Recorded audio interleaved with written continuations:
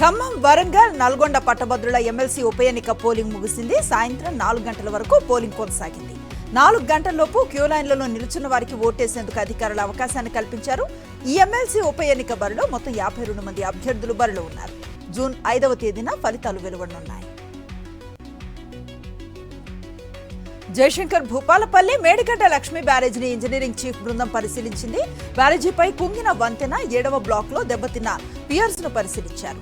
Barrage కుంగుబాటుకు గల కారణాలను అడిగి తెలుసుకున్నారు సెంట్రల్ డిజైన్ ఆర్గనైజేషన్ బృందం. బ్యారేజీ పిల్లర్లు దిగువన ఉన్న స్ట్రీమ్ వాల్ కొట్టుకుపోకుండా ఉండేందుకు డ్రిల్లింగ్ చేసి కాపర్ షీట్స్ ను భూమిలోకి పంపుతున్నట్లుగా అధికారులు వెల్లడించారు.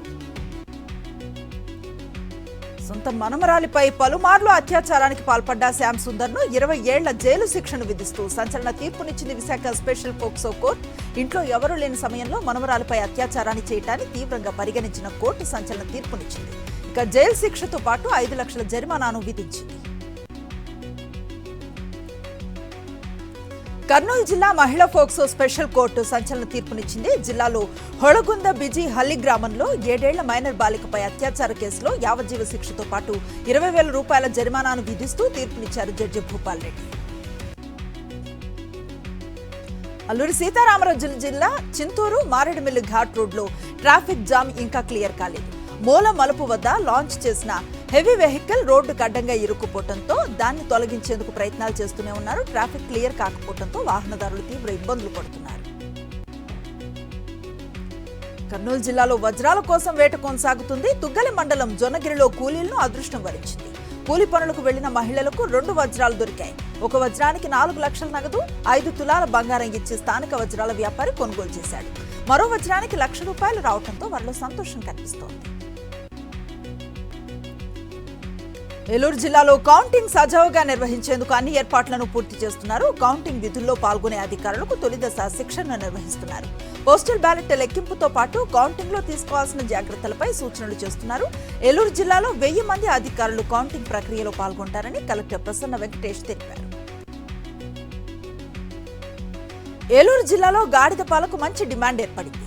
గాడిదలకు మంచి గిరాకీ ఉందని తెలుసుకున్న నరసన్నపాలెం రైతు 7.40 లక్షలతో గాడిదలను కొనుగోలు చేశాడు. రహదారి పక్కనే మిల్క్ షెడ్డును ఏర్పాటు చేసి లీటర్ గాడిద పాలను 2,000 రూపాయలకు విక్రయిస్తూ జీవనోపాధిని పెంచుకున్నాడు. ఇక గుంటూరు, తమిళనాడులో మంచి డిమాండ్ ఉందని తేలటంతో అక్కడికి కూడా సరఫరా చేస్తున్నట్లుగా పాల వ్యాపారి వెంకటరెడ్డి స్పష్టం చేశారు. కృష్ణా జిల్లా మచిలీపట్నం పార్లమెంటుకు సంబంధించి 33 పోస్టల్ బ్యాలెట్లను స్ట్రాంగ్ రూమ్ కి తరలించారు. స్థానిక కలెక్టరేట్ నుంచి కృష్ణా వర్సిటీకి కట్టుదిట్టమైన భద్రత నడుమ తరలించారు అధికారులు. రాజకీయ పార్టీల సభ్యుల సమక్షంలో బ్యాలెట్లను స్ట్రాంగ్ రూమ్ కి తరలించిన ప్రక్రియను కలెక్టర్ బాలాజీ స్వయంగా పర్యవేక్షించారు. చంద్రబాబు కూటమి ఎన్ని కుట్రలు చేసినా దేవుడి దయ, ప్రజల ఆశీస్సులతో వైఎస్ జగన్మోహన్ రెడ్డి 2వసారి ముఖ్యమంత్రి కావటం ఖాయమని మంత్రాలయం సర్పంచ్ తెల్లబండ్ల భీమయ్య అన్నారు. కర్నూలు జిల్లా మంత్రాలయంలో పలు దేవాలయాల్లో జూన్ 4వ తేదీన వైఎస్ఆర్సీపీ అధికారులకు రావాలని పూజలు చేసి మొక్కులు తీర్చుకున్నారు. తిరుమల శ్రీవారిని రామ జన్మభూమి ట్రస్ట్ సభ్యుడు దినేష్ రామచంద్ర దర్శించుకున్నారు. విఐపి విరామ సమయంలో కుటుంబ సభ్యులతో కలిసి స్వామివారిని దర్శించుకుని మొక్కులు చెల్లించుకున్నారు. దర్శనానంతరం రంగనాయకుల మండపంలో వేద పండితుల వేదాశీర్వచనం తీసుకున్నారు. ఆలయ అధికారులు స్వామివారి తీర్థ ప్రసాదాలు అందజేసి పట్టు వస్త్రంతో సత్కరించారు. తిరుమల శ్రీవారిని పలువురు ప్రముఖులు దర్శించుకున్నారు. ఉదయం విఐపి విరామ సమయంలో సంగారెడ్డి ఎమ్మెల్యే చింత ప్రభాకర్, అనకాపల్లి ఎంపీ బివి సత్యవతులు వేర్వేరుగా కుటుంబ సభ్యులతో కలిసి స్వామివారిని దర్శించుకుని మొక్కులు చెల్లించుకున్నారు. దర్శన అనంతరం రంగనాయకుల మండపంలో వేద పండితులు వేదాశీర్వచనం అందించగా ఆలయ అధికారులు స్వామివారి తీర్థ ప్రసాదాలు అందజేసి పట్టు వస్త్రంతో సత్కరించారు. ఏపీలో హజ్ యాత్ర ప్రారంభమైంది.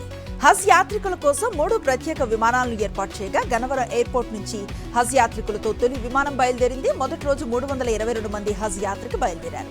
రేపు, ఎల్లుండి మరో 2 విమానాల్లో హజ్ యాత్రికులు తీసుకువెళ్లనున్నారు. తెలంగాణ రాష్ట్ర గేయంగా జయ జయ హే తెలంగాణ గీతాన్ని రూపొందించే విషయంపై వివాదం రాజుకుంది. జూన్ 2వ తేదీన తెలంగాణ ఆవిర్భావ దినోత్సవం వేళ గేయాన్ని విడుదల చేసేందుకు తెలంగాణ ప్రభుత్వం సిద్ధమవగా ఈ గేయానికి కీరవాణి సంగీతాన్ని సమకూర్చుతున్నారు. దీనిపై తెలంగాణ సినీ మ్యూజికల్ అసోసియేషన్ అభ్యంతరాన్ని వ్యక్తం చేస్తోంది. ప్రభుత్వానికి లేఖ కూడా రాసింది. ఢిల్లీ లిక్కర్ స్కామ్ కేసులో బీఆర్ఎస్ ఎమ్మెల్సీ కవిత బెయిల్ పిటిషన్పై విచారణ వాయిదా పడింది. ఈడీ, సిబిఐ కేసులో ట్రయల్ కోర్టు తీర్పును సవాల్ చేస్తూ కవిత వేసిన పిటిషన్పై విచారణ జరిపిన ఢిల్లీ హైకోర్టు విచారణను రేపటికి వాయిదా వేస్తూ తీర్పునిచ్చింది.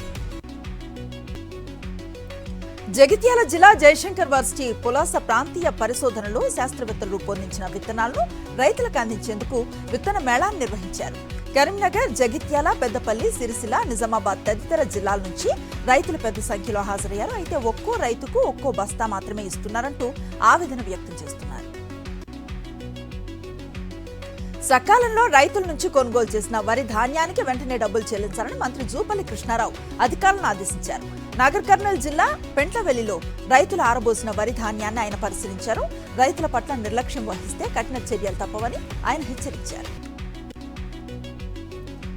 పట్టభద్రుల ఎమ్మెల్సీ ఉప ఎన్నికల్లో బీజేపీ తప్పకుండా గెలుస్తుందని ధీమాను వ్యక్తం చేశారు కమలం అభ్యర్థి గుజ్జాల ప్రేమందర్ రెడ్డి.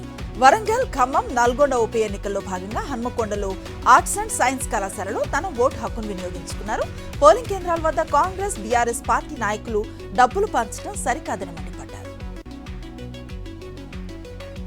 పెద్దపల్లి జిల్లా మంథని పట్టణంలో నకిలీ విత్తనాలపై రామగుండం సిపి ఆధ్వర్యంలో విత్తనాల డీలర్లకు, ఫెర్టిలైజర్ షాప్ యజమానులకు అవగాహన కార్యక్రమాన్ని నిర్వహించారు. విత్తనాలు అమ్మే ముందు రైతులకు సంబంధించిన రిజిస్టర్ మెయింటైన్ చేస్తూ అందులో పూర్తి వివరాలు నమోదు చేయాలని సూచించారు. ప్రభుత్వ అనుమతి ఉన్న ఫెర్టిలైజర్స్, పెస్టిసైడ్స్ విత్తనాలు మాత్రమే అమ్మాలని పేర్కొన్నారు. సిద్దిపేట మున్సిపల్ పరిధిలో రోడ్ల వెంబడి నాటిన కోనోకార్పస్ చెట్లను తొలగించాలని అఖిలపక్ష నేతలు డిమాండ్ చేశారు. కోనోకార్పస్ చెట్లతో మనుషులకు శ్వాసకోశ వ్యాధులు వచ్చే అవకాశం ఉన్నందున వాటిని తొలగించాలని డిమాండ్ చేశారు. ఈ నేపథ్యంలో సిద్దిపేట మున్సిపల్ ఆఫీస్ ఎదుట అఖిలపక్ష నేతలు బైఠాయించారు. పెద్దపల్లి జిల్లా మంథనిలో నిషేధిత పొగాకు, గుట్కా, పాన్ మసాలాలను విక్రయిస్తున్న వ్యాపారి షాపులో పోలీసులు దాడులు నిర్వహించారు. ప్రభుత్వ ఆదేశాల మేరకు నిషేధిత గుట్కా, పొగాకు ఉత్పత్తులను ఎవరైనా అమ్మితే చట్టపరంగా చర్యలు తీసుకుంటామని హెచ్చరించారు. ఇక పలు షాపుల్లో దాడులు నిర్వహించి పలువురిని అరెస్ట్ చేశారు. రంగారెడ్డి జిల్లా అబ్దుల్లాపూర్ మెట్లో రావి నారాయణ రెడ్డి కాలనీలో సిపిఐ రాష్ట్ర నాయకులు రవీంద్రాచారి, ముఖ్య నేతలు పర్యటించారు. నిన్న సాయంత్రం భారీ ఈదురు గాలివాన బీభత్సానికి రోడ్డున పడ్డ 2000 మంది బాధిత కుటుంబాలను పరామర్శించారు. పాములు, తేళ్లు కరిచి ప్రాణాలు పోతున్నా గూడు కోసం తాము తాపత్రయపడుతున్నామని బాధితులు ఆవేదన వ్యక్తం చేశారు. నల్గొండ జిల్లా మిర్యాలగూడలో నకిలీ విత్తనాలతో రైతులను మోసం చేస్తున్న 5 సభ్యులు గల ముఠాను పోలీసులు అరెస్ట్ చేశారు. నకిలీ విత్తనాల విక్రయాలపై పోలీసులు నిఘా పెట్టారని తెలిపారు. నిందితుల నుంచి 5 లక్షల విలువైన 6 బస్తాల నకిలీ విత్తనాలను స్వాధీనం చేసుకున్నట్లుగా పోలీసులు తెలిపారు.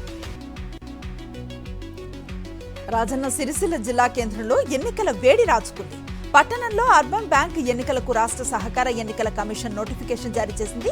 నేటి నుంచి 29వ తేదీ వరకు అభ్యర్థుల ఎన్నికల నామినేషన్ స్వీకరణ జరగనుండగా 30వ తేదీన స్క్రూటినీ, 31న నామినేషన్స్ ఉపసంహరణ చేసుకోవచ్చని ఎన్నికల అధికారులు పేర్కొన్నారు. ఇక పట్టణంలో 12 మంది డైరెక్టర్ల స్థానాలకు 6177 మంది ఓటర్లు ఉన్నారని, జూన్ 6న ఎన్నికలు జరగనున్నట్లుగా స్పష్టం చేశారు.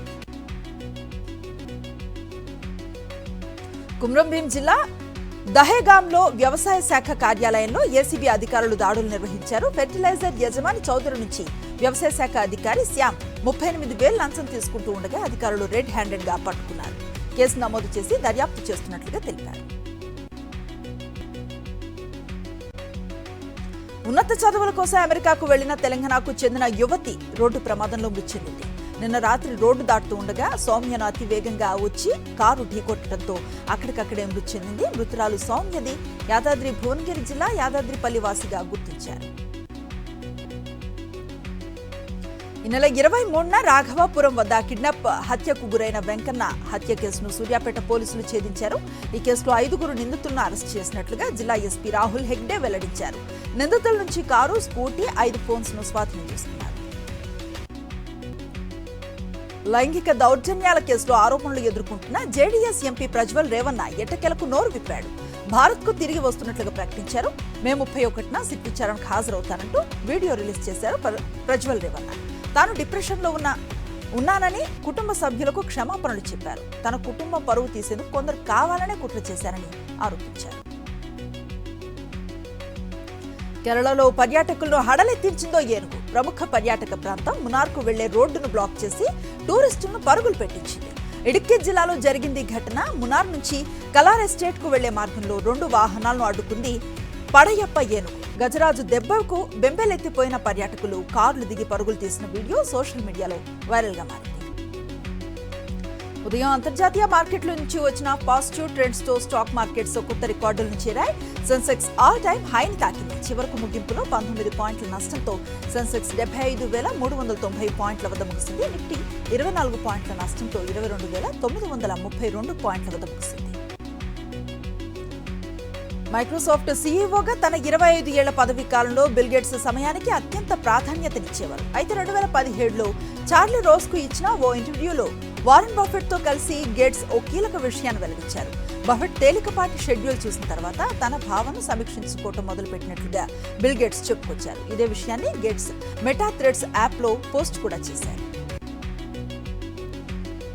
అఫోర్డబుల్ ఇళ్ల మార్కెట్ రోజు రోజుకు తగ్గుతోంది. 60 లక్షల వరకు ఖరీదు చేసే అఫోర్డబుల్ ధరల్లో కొత్త ఇళ్ల సరఫరా జనవరి మార్చి త్రైమాసికంలో బాగా తగ్గింది. ప్రాప్ ఈక్విటీ డేటా ప్రకారం హైదరాబాద్ సహా 8 ప్రధాన నగరాల్లో 33,420 యూనిట్లకు పరిమితమైంది. రిలయన్స్ ఆఫ్రికాలోనూ తన కార్యకలాపాలు ప్రారంభించేందుకు రంగం సిద్ధం చేసింది. పశ్చిమ ఆఫ్రికాలో ఘనా దేశానికి చెందిన ఒక కంపెనీతో 5G shared network infrastructure solutions ను అందించేందుకు ఒప్పందం చేసుకుంది. ఆర్ఐఎల్లో భాగస్వామిగా ఉన్న రాడిసన్ ఘనాలో తొలుత కార్యకలాపాలు ప్రారంభించనున్నట్లుగా రిలయన్స్ వర్గాలు తెలిపాయి. పసిడి ప్రియులకు ధరల భారం నుంచి ఊరట లభిస్తుంది. వరుసగా 2వ రోజు ధరలు పెరగకుండా స్థిరంగా కొనసాగుతున్నాయి. 10 గ్రాముల 22 క్యారెట్ల తులం బంగారం రేటు 66,400 వద్ద ట్రేడ్ అవుతోంది. ఇక 10 గ్రాముల 24 క్యారెట్ల బంగారం ధర 72,590 వద్ద ట్రేడ్ అవుతోంది. చెక్ రిపబ్లిక్ లో జరిగే ఆస్ట్రో గోల్డెన్ స్పైక్ మీట్ కు భారత javelin throw star Neeraj Chopra దూరమయ్యాడు. తొడ కండరాల సమస్యతో బాధపడుతున్న Neeraj Chopra Ostrava golden spike meet కు వెళ్లటం లేదని తెలుస్తోంది. కాకినాడ జిల్లా ఉప్పాడలో రిమాల్ తుఫాను బీభత్సం సృష్టించింది. తుఫాను ధాటికి 10 ఇళ్లకు పైగా నేలమట్టమయ్యాయి. సూరాడపేట, మాయాపట్నం ఇళ్లలోకి వరద కొట్టుకు వచ్చింది. ఇక ఉప్పాడ, కాకినాడ బీచ్ రోడ్లు తుఫాను కారణంగా రాకపోకలను నిలిపివేశారు. తెలంగాణలో పలుచోట్ల తేలికపాటి నుంచి మోస్తరు వర్షాలు కురిసే అవకాశం ఉందని హైదరాబాద్ వాతావరణ కేంద్రం పేర్కొంది. ఈ మేరకు ఎల్లో అలర్ట్ ను జారీ చేసింది. ఇవాళ రేపు ఉరుములు మెరుపులతో ఈదురుగాలులతో కూడిన వర్షం కురుస్తుందని తెలిపారు. రంగారెడ్డి, వికారాబాద్, సంగారెడ్డి, మెదక్, పాలమూరు, నారాయణపేట జిల్లాల్లో భారీ వర్షాలు పడే ఛాన్స్ ఉన్నట్లుగా